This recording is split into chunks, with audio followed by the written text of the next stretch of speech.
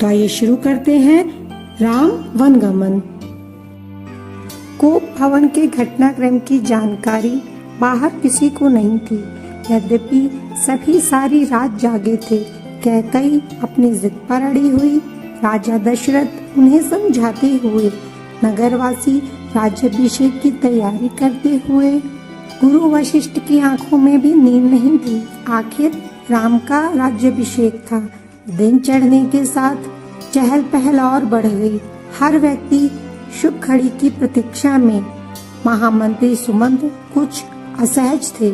महर्षि के पास आए। दोनों ने महाराज के बारे में चर्चा की। पिछली शाम से किसी ने महाराज को नहीं देखा था। कुछ लोगों के लिए इसका कारण आयोजन की व्यस्तता थी। महर्षि ने सुमंत को राजभवन भेजा। समय तेजी से बीत रहा था। शुभ घड़ी निकट आ रही थी। सारी तैयारियां हो चुकी थी। केवल महाराज का आना शेष था। सुमंत तत्काल राजभवन पहुंचे। कैकई के महल की सीढ़ियां चढ़ते हुए सुमंत को एक अनजान डर ने घेर लिया।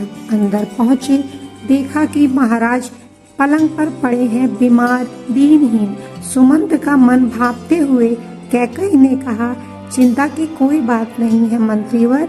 महाराज राज्याभिषेक के उत्साह में रात भर जगे हैं।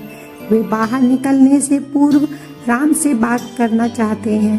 कैसी बात? सुमंत ने पूछा।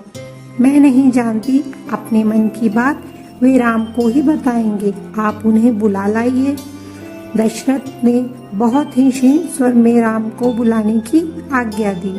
सुमंत के मन में कई तरह की आशंकाएं थी, पर वे टालते रहे। राम के निवास के बाहर भारी भीड़ थी। लक्ष्मण भी वहीं थे। भवन को सजाया गया था। उसकी चमक दमक देखने योग्य थी। सुमंत को देखकर कोलाहल बढ़ गया। लोगों के लिए यह एक संकेत था राज्याभिषेक के लिए राम को आमंत्रित करने का। सुमंत ने कहा, राजकुमार, महाराज ने आपको बुलाया है, आप मेरे साथ ही चलें। कुछ ही पल में राम वहां पहुंच गए। लक्ष्मण साथ थे। दोनों भाई विस्मित थे। वे राजसी वस्त्रों में थे, सजे धजे। लोग जय जयकार करने लगे। पुष्प वर्षा होने लगी। राजकुमार समझ नहीं पा रहे थे कि महाराज ने उन्हें अचानक क्यों बुलाया। लोग समझ रहे थे कि राम राज्याभिषेक के लिए जा रहे हैं। महल में पहुंचकर राम ने पिता को प्रणाम किया, फिर माता कैकई को। राम को देखते ही राजा दशरथ बेसुध हो गए। उनके मुंह से एक हल्की सी आवाज निकली, राम। उन्हें होश आया, तब भी वे कुछ बोल नहीं सके। थोड़ी देर तक चुप्पी रही, असहज सन्नाटा। कोई कुछ नहीं बोला तो राम ने पिता से पूछा, क्या मुझसे कोई अपराध हुआ है? कोई कुछ बोलता क्यों नहीं? आप ही बताइए माते। महाराज दशरथ ने मुझे एक बार 2 वरदान दिए थे। मैंने कल रात वही दोनों वर मांगे जिससे वे पीछे हट रहे हैं। यह शास्त्र सम्मत नहीं है, रघुकुल की नीति के विरुद्ध है। कैकई ने बोलना जारी रखा, मैं चाहती हूँ कि राज्याभिषेक भरत का हो और तुम 14 वर्ष वन में रहो। महाराज यही बात तुमसे नहीं कह पा रहे थे। राम सनित रहे। उन्होंने दृढ़ता से कहा, पिता का वचन अवश्य पूरा होगा। भरत को राजगद्दी दी जाए। मैं आज ही वन चला जाऊंगा। राम की शांत और सधी हुई वाणी सुनकर कैकई के चेहरे पर प्रसन्नता छा गई।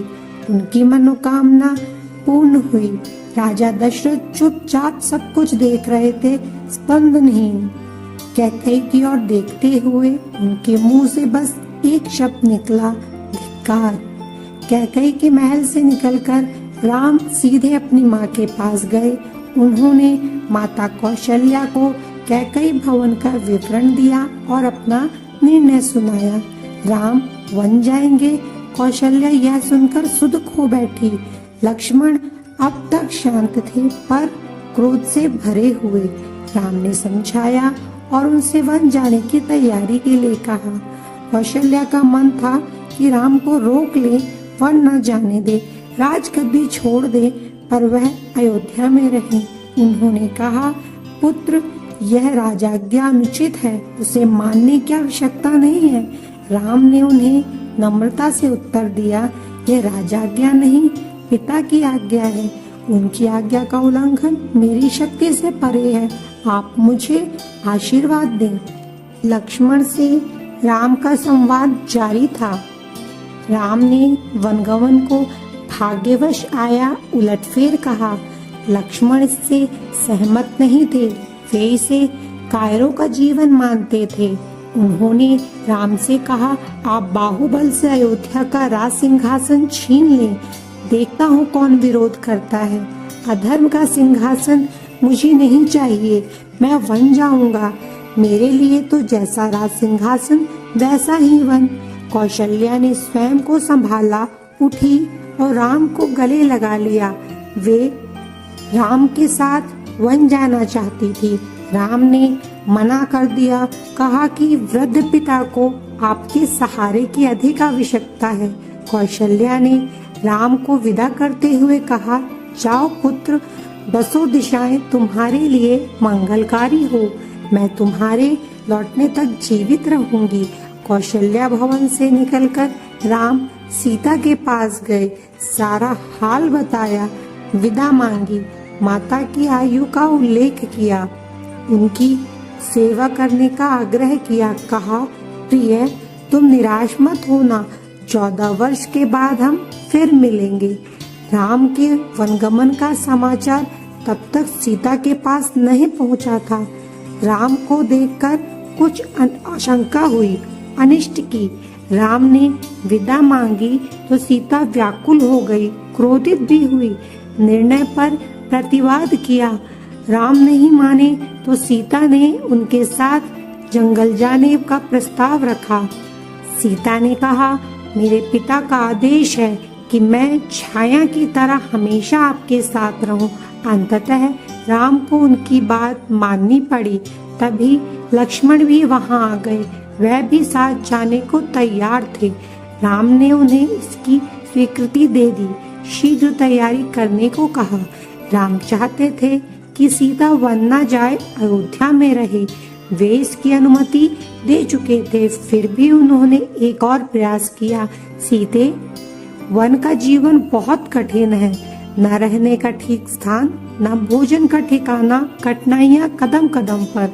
तुम महलों में पली हो, ऐसा जीवन कैसे जी सकोगी? सीता ने उत्तर नहीं दिया, मुस्कुरा दी। उन्हें पता था कि राम अपने दिए वचन से पलट नहीं सकते। राम वन जा रहे हैं, यह समाचार पूरे नगर में फैल चुका था। नगरवासी दशरथ और कैकई को धिक्कार रहे थे। कुछ देर पहले तक जहां उत्सव की तैयारियां थी, वहां उदासी ने घर कर लिया। सड़कें गीली थी, लोगों के आंसुओं से सबकी इच्छा थी कि राम सीता वन ना जाए। वे उन्हें रोकना चाहते थे पर बेबस थे। राम, सीता और लक्ष्मण जंगल जाने से पहले पिता का आशीर्वाद लेने गए। महाराज दशरथ दर्द से करहा रहे थे। तीनों रानियां वहीं थी, मंत्री आसपास थे। मंत्रीगण रानी कैकई को अब भी समझा रहे थे, क्षुब्ध थे पर तर्क का साथ नहीं छोड़ना चाहते थे। ज्ञान, दर्शन, नीति रीति, परंपरा सबका हवाला दिया। कैकई अड़ी रही। राम ने कक्ष में प्रवेश किया तो दशरथ के जीवन का संचार हुआ। वे उठकर बैठ गए। उन्होंने कहा, पुत्र, मेरी मति मारी गई है, मैं वचनबद्ध हूँ, ऐसा निर्णय करने के लिए विवश हूँ, पर तुम्हारे ऊपर कोई बंधन नहीं है। मुझे बंदी बना लो और राज संभालो। यह सिंहासन तुम्हारा है, केवल तुम्हारा। पिता के वचनों ने राम को झकझोर दिया। वे दुखी हो गए पर उन्होंने नीति का साथ नहीं छोड़ा। आंतरिक पीड़ा आपको ऐसा कहने पर विवश कर रही है। मुझे राज्य का लोभ नहीं है, मैं ऐसा नहीं कर सकता। आप हमें आशीर्वाद देकर विदा करें। विदाई का दुख सहना कठिन होगा, इसे और ना बढ़ाएं। इसी बीच रानी कैकई ने राम, लक्ष्मण और सीता को वल्कल वस्त्र दिए। राम ने राजसी वस्त्र उतार दिए, तपस्वियों के वस्त्र पहने। सीता को तपस्विनी के वेश में देखना सबके लिए दुखदायी था। महर्षि वशिष्ठ अब तक शांत थे, उन्हें क्रोध आ गया। उन्होंने कहा, सीता वन जाएगी तो सब अयोध्यावासी उसके साथ जाएंगे। भरत सोनी अयोध्या पर राज करेंगे। यहाँ कोई नहीं होगा, पशु पक्षी भी नहीं। एक बार फिर राम ने सबसे अनुमति मांगी। आगे आगे राम और पीछे सीता, उनके पीछे लक्ष्मण। महल के ठीक बाहर मंत्री सुमंत रथ लेकर खड़े थे। रथ पर चढ़कर राम ने कहा, महामंत्री रथ तेज चलाएं। नगरवासी रथ के पीछे दौड़े। राजा दशरथ और माता कौशल्या भी पीछे पीछे गए। सब रो रहे थे, सबकी आंखों में आंसू थे। पुरुष, महिलाएं, बूढ़े, जवान, बच्चे मीलों तक नंगे पांव दौड़ते रहे। राम यह दृश्य देखकर विचलित हो गए, भावुक भी। उनसे यह देखा नहीं जा रहा था। उन्होंने सुमंत्र से रथ को और गति से हाँकने को कहा ताकि लोग हार जाएं, थककर पीछे छूट जाएं, घर लौट जाएं। राजा दशरथ लगातार रथ की दिशा में नजरें गड़ाए खड़े रहे जब तक रथ आंखों से ओझल नहीं हो गया। रथ दिखना बंद हुआ तो वे धरती पर गिर पड़े। रथ दिन भर दौड़ता रहा, वन अभी दूर था। तमसा नदी के तट तक पहुँचते पहुँचते शाम हो गई। वनवासियों ने रात वहीं बिताई। अगली सुबह वे दक्षिण दिशा की ओर चले। हरे भरे खेतों के बीच से गोमती नदी पार कर राम, सीता और लक्ष्मण सही नदी के तट तक पहुँचे। महाराज दशरथ के राज्य की सीमा वहीं समाप्त होती थी। राम ने मुड़कर अपनी जन्मभूमि को देखा, उसे प्रणाम किया और कहा, हे जननी, अब 14 वर्ष बाद ही तुम्हारे दर्शन कर सकूंगा। शाम होते होते वे गंगा के किनारे पहुंच गए। श्रृंगवेरपुर गांव में निषाद राजगुह ने उनका स्वागत किया। राम ने रात वहीं विश्राम किया। गुहराज के अतिथि के रूप में वन क्षेत्र आ गया था। नदी के उस पार अगली सुबह राम ने महामंत्री को समझा बुझाकर वापस भेज दिया। दोनों राजकुमारों और सीता नाव से नदी पार की। सुमंत तट पर खड़े रहे वनवासियों के उस पार उतरने तक। उसके बाद वे अयोध्या लौट आए।